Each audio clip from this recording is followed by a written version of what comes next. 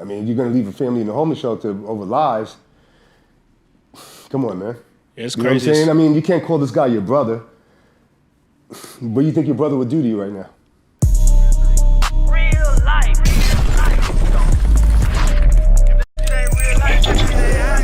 It ain't real life.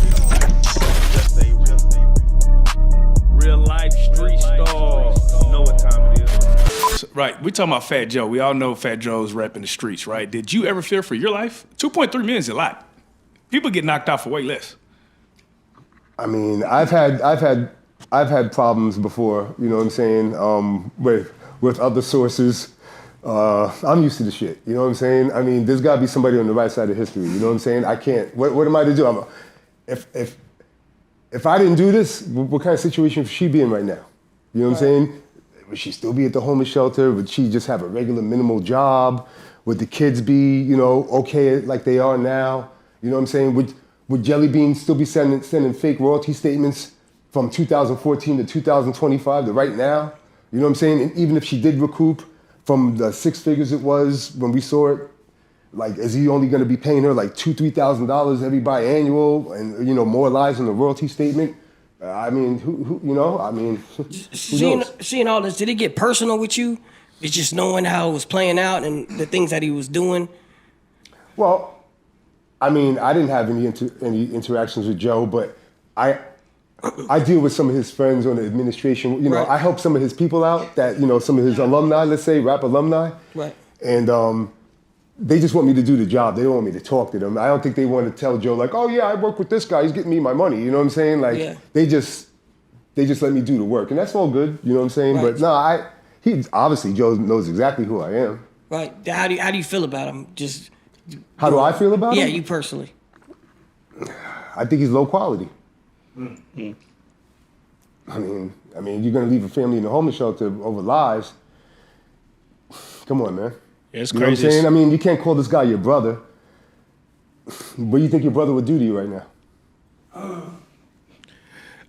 So is she still able to recoup from? Yeah, we got him out. We got her out the picture from the former publisher. With the judge. The judge gave Joe shares to Liza. So whatever shares that he had publishing wise and whatever he had rights wise. That's awesome. She got it. You know what I'm saying? That's awesome. So I mean, trust me, she went from a bad situation to having places in multiple states. You know what I'm saying? So I mean, it's I heard from her the other day. I mean, she has no complaints. She has no complaints. Did she ever hit you and throw you like a little bag, like, hey man, I ain't good looking? Well, I mean, I got my money back for what I invested in stuff like that. You know what I'm saying? And we actually worked on the audit and stuff like that, and everything's working out. You know what I mean? So, but like, yeah, put it this way, whether they do a movie or not, she don't really care. Yeah. She's good. The kid's good. You know what I mean? She's like whatever. But it's just kind of crazy where he tried to put an ultimatum up,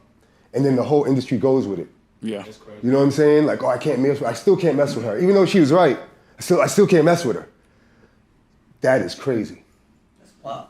That is crazy. Like I said, he's like a Catholic priest, man. You know I feel like definitely in hip hop, man, it feels like there's certain people that it's just like no matter what, they can't do no wrong. Just off subject, do you think like he should be able to say nigga? What'd you say? You think he should be able to say nigga? As a Puerto Rican? I'm just fucking with you. Yeah. From the environment I'm from, yeah, I'm so used to it that I don't even. It doesn't even measure in my head that is wrong. You know what I'm saying? For real. Yeah, man. If a white guy said it, but like right. A guy like him, he's so cultured in this. Yeah. Yeah. I just remember hearing that conversation and they was having with him one day. And I'm not trying to say he's not a legend. You know, he put a lot of work in the business. You know what I'm saying? So I'm not trying to discredit him on that end. You know what I'm saying? It's just crazy, this whole scenario what happened between the pun estate and, I mean, like, I can't even say if it's, like he's managed by Rock Nation. Yeah, it's tough right there. I just don't understand, like, so how, they're just gonna let him do what he does. You know what I'm saying? It's all about the money. No one cares about nobody in this business. I'm telling you, like, Well, I might have, during the holidays, I might have loaned 3-4 rappers money. You know what I'm saying? They won't even go to their own friends, their own alumni, because they'll make fun of them. You know what I'm saying? If they went to their man like, oh, you know, a fellow rapper, like, yo, I need some bread. I know you 20 years of this and that. They're gonna come to me, so it's more secret. Right. You know what I'm saying? Because I ain't gonna say who this, that. You know what I'm saying? But the other, they're gonna laugh, get on the phone, like, yo, he tried to borrow money from me. And they're gonna be joking for the next couple of weeks over that shit. So I mean, like, I just from my experience, man, it's crazy, man. So, tell me about your affiliation with Sugar Hill. You know, if anybody doesn't know, that's like the first record label ever. I mean, they could have been as big as anything, but you know, they had more dishonesty than honesty in them. So, you know, I mean, basically, my grandfather and their father used to sell dope with each other in Harlem. They used to have twin Oldsmobiles, all sorts of shit. You know what I'm saying? So my family knew, you know, the family, the father and stuff like that. You know, I'd come around, me and some other cat that I grew up in Fort Lee, we'd go around, come over there, try to learn the business. You know, the father knew my family, be like, I'll teach you the business. You know what I'm saying? The sons would try to get me out the room, try to distract me, you know, because they don't want me knowing the business or maybe anybody else knowing the business, who knows, whatever. But I got to know a little bit of the business through them. And then their secretary kind of showed me some things because he was in the room a lot. Shout out to Dino. And I kind of just took it from there, you know what I'm saying? You know, with my aggression and whatever I knew, I was able to take it from there. But what happened was that back in like 98, 99, okay, my Uncle Mookie, rest in peace, had like 25, 30%, it was either 25 or 33% of James Brown's and Man's World on the publisher end. Betty Newsom was the writer. I think James Brown might have had a piece also. When my Uncle Mookie was in the hospital, they might have thought he was dying or something. They helped forge his signature to sell his shares of publishing to Warner for like $830,000. So kind of from there, it kind of like separated me from them a little bit, you know, because they did that. I was still messing with the Sun a little bit, but we got into a big discrepancy in '99, which I was telling you off camera. Yeah. And about 5 years later, I got one of Nas's friends, Nature. Yeah. They were admin in his catalog. Come to find out, his name is Jermaine Baxter with no E at the end of Jermaine. So I was helping him out. I was a rookie, but come to find out, they made a BMI account. He was ASCAP, all right? They knew his publishing was sloppy. They never told him. They were like, oh, his publishing sloppy. We'll just make another Jermaine Baxter with a fake social security number under BMI. Even though it gets red flagged, the IPI still gets created. All right, so which is like the identification of your writer name. And they were able to collect under his name internationally behind his back without knowing. So I noticed that. I took them to court with a lawyer. I didn't know as much as I do now, or else I would, you know, it would have been crazy. But that kind of started, you know, me jumping them because it went from that. And then I noticed that they were robbing Benzino. Benzino never met them before in their life. You know what I'm saying? Tell me about that, because Benzino is a friend of the show, so we got to Okay, figure yeah, how do they rob our guy, man. Justice for Benzino. Yeah. I remember me flying to Miami, going to Benzino's studio, showing him notes. Like, hey man, you know, he's like, I don't know that, you know, I didn't know they were collecting my money. I got Leland and the brother passed away on the phone.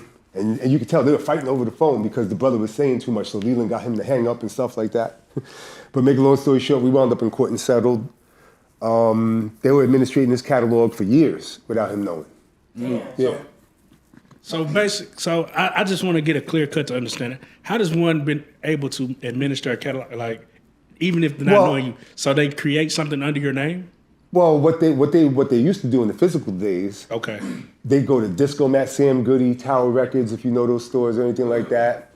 Back then, you was able to see all the credits and see who your writer and publisher is. Oh.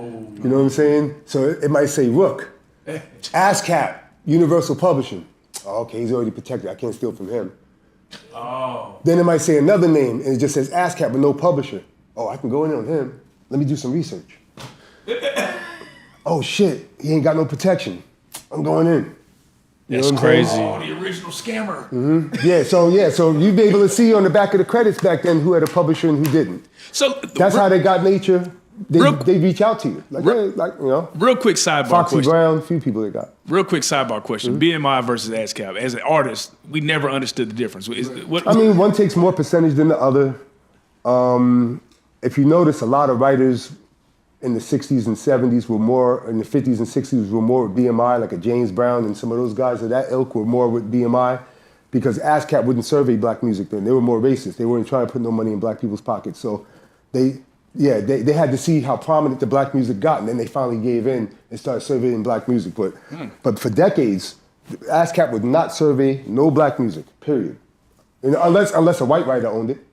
That's crazy. Yeah. So how did we get past that? How do we get past that? How did that? Well, they just saw how prominent the black music was, and they had no choice. They wanted a piece, you know what I'm saying? But ASCAP might take 11-12% administration cost. BMI might take 13-14% or something like that, and I think CSAC might take 9 or 10% at least. That's crazy. So when it comes to DMX, right? Because that's another case that was real big on your thing. How did that situation happen? Well, we took Sugar Hill to court for stealing probably like. How did Sugar Hill get DMX? Well, it was half legit. They got a lawyer to do a deal. They ran down the lawyer and told the lawyer that he had a bunch of money out there. The lawyer entrusted them and got DMX to sign some paperwork where they would get 10-15% for collection off the first 3 DMX albums. All right? No, off the first 2 DMX albums. All right? Yeah, those was classic. What happened was they collected off of 3 albums, one extra that they weren't supposed to collect on, and they never paid money on any of the 3. They just went in and kept all the money. Yeah, and went to the dealership. You know what I'm saying? Shit like that. You know what I'm saying? So, yeah, that's just what it was. And we're talking about Sugar Hill is an all black. They were the first black owned. Yeah, but the thing about it is that they learned from I would think that they learned from Morris Levy. All right, Morris Levy was down with the mob. Didn't they have a movie called Roulette Records or something like that? Yeah. I forgot the name of the movie, but it was something like that. But basically, they saw what he was doing, adding writer names to songs and stuff like that, and then they saw the technique, and then they just started doing the same thing that the Jewish guy was doing. Yeah, that's basically it, you know? So do you fault them at all, or do you feel like... Hell yeah, I fault them. Yeah, because, they would be 10 times bigger if they just paid people legitimately. But what I think is that they were under pressure with the mob, so they couldn't pay nobody legit. So if they were getting pressure with the mob and paying the mob money, I got to take from the artist so I could live. Right. You know what I'm saying? And then the artists are scared to ask for money because they see that they're down with the mob.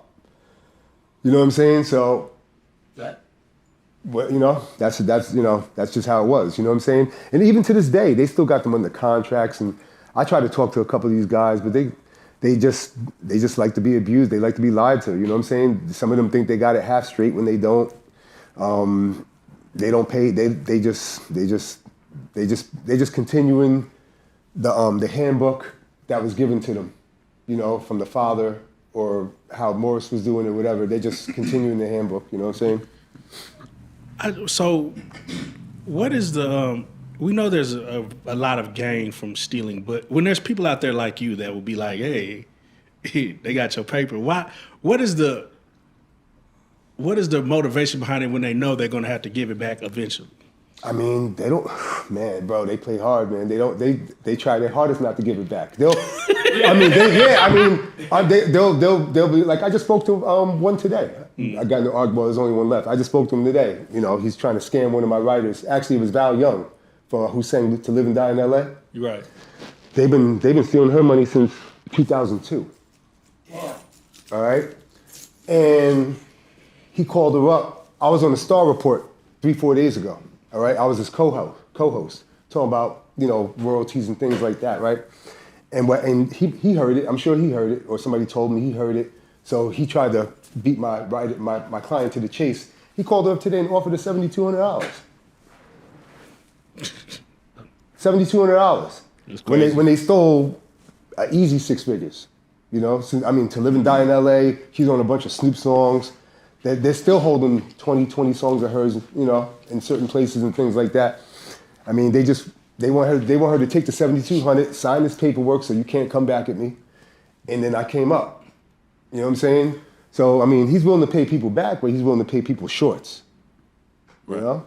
And then the royalty statement that he's going to give you is going to be fake too. You know, like, oh, no, it says 7,200. And that's bullshit. Because I caught him in the lie today when she called me up. Yeah. Mm. Now, you got to break. And half these guys are goofy in the town, honestly. I mean, they just look at him as a legend. I don't see, that's the thing. I don't look at him like that. Right. They look at him as like royalty. You know what I'm saying? I don't look at him like that. You know what I'm saying? I mean, that's why I'm me and they are who they are. They like to be lied to. I don't know, man. It's crazy. It sounds like a lot of people ain't going to get their money because they want to be cool and be friends and be able to... they do. They want it. But put this way, you being around them makes them feel relevant. Right. You know what I'm saying? Like, oh, I know so-and-so. You know what I'm saying? So what?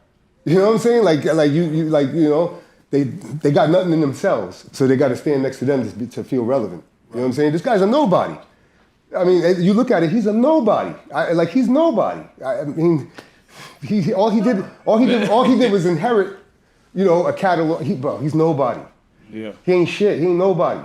You know what I'm saying? Like, I can't believe half the city goes for this guy. You know what I'm saying? Yeah. It's crazy. Man, help me break down this UMG Drake beef, man. He's suing UMG, which is his actual label, right? How does that work, man? I mean, I really didn't look into it that much about because I do so much work, so I really don't know much about it. But I mean, he's alleging that basically the Kendrick Lamar they use bots and they use tactics. I think what he's saying is that Universal purposely messed up his next negotiation. You know what I'm saying? By you putting out this record, you know, and making me look crazy and making my stock go down. Right. Now I come back to the table because maybe he got $500 million last time or something like that. Now he wants to renegotiate, and Universal be like, oh, I can't pay you as much. Like, your stock went down. No, but you did that to me. I'm suing you. You did this purposely. I think that's the whole narrative, or part of the narrative. What is your take? Do you think he will be successful? Do you think any of that is true? Like, some of the things that he's alleging is that they're... I mean, Universal plays dirty. I mean, I wouldn't put nothing past them. You know what I'm saying? I mean, Sugar Hill stole millions from Universal, and they still gave him an administration deal. They still look at him as lucrative. They still gave him an admin deal. I've showed Universal facts that they stole money from writers and all sorts of stuff, and they know. I got emails and everything to prove it. As long as they're lucrative, and they get their percent, they turn a blind eye. You know what I'm saying? I mean, I just beat somebody for $1 million in court back in August with some clients, and Universal's the guy I beat. The catalog is through Universal, and the catalog got some value, and they know the guy's a thief and wasn't paying my writers, my clients and stuff like that. But you know, they don't care because they make so much money with that guy. Right. You know what I'm saying? So it's all about market share. They don't want to lose market share. You know what I'm saying? A lot of these companies don't want to lose market share. You know what I'm saying? And they turn a blind eye to the thievery. They really do. I mean, I don't care if they try to say anything about it. You know what I mean? I could prove it. I mean, I could, everything I'm saying I could prove. Right. You know what I mean? So if they want to try to sue me or whatever, okay. You know, I got plenty of ammunition for them. I mean, even look at the Benzino thing. Right. When he did the hip hop here, I think it was called Hip Hop. He came out with a series of hip hop compilations when he Source Presents Hip Hop something, volume 1 through 14. Right. So by the time I ran into Benzino, you know, he moved, so he was under a bad address, so he stopped getting payments from Universal, and he was getting payments probably till like 2004 or so through Universal.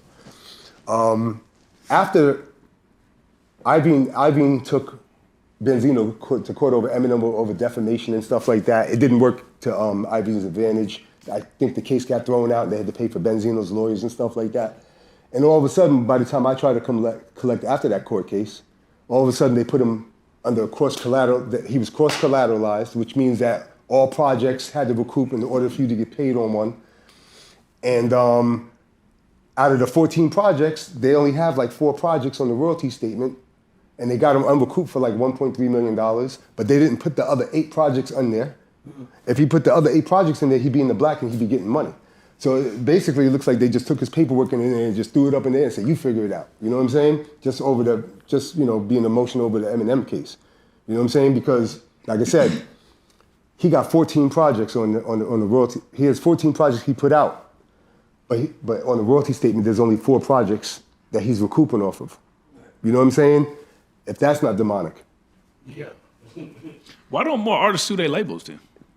Because they want to stay relevant. That's basically what it is. You know what I'm saying? That's crazy. I've spoken to super popular people before, and I'm like, yo, the money's here. All we gotta do is this and that, and they don't. I don't want to do it because that's gonna mess my career up. All right. Well, I mean, like these guys don't believe in themselves enough. You know what I'm saying? I don't know. I'm not scared of the machine. Maybe because I'm not an artist. I don't know. But I'm not scared. I'm not scared of the machine. I'm not looking for a record deal. So I mean, Right. Do we need the machine? Does the artist need the machine anymore? well, I mean, you're gonna be more popular than the machine because they're gonna put more marketing and promotion into you. I mean, and I think the artists still want to feel like I signed to Universal. Like they want to have that prominent name under them instead of like, oh, I went independent. And some guys are smart and go independent and don't care about the machine like that. You know what I'm saying? But I think most artists still care about the machine. Yeah, should they? I wouldn't, from my experience. I mean, The machine doesn't care about you? yeah, they won't buy you a casket. Oh. Ooh.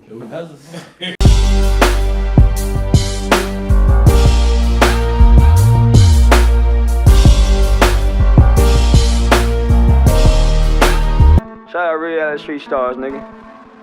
Move it. Hey.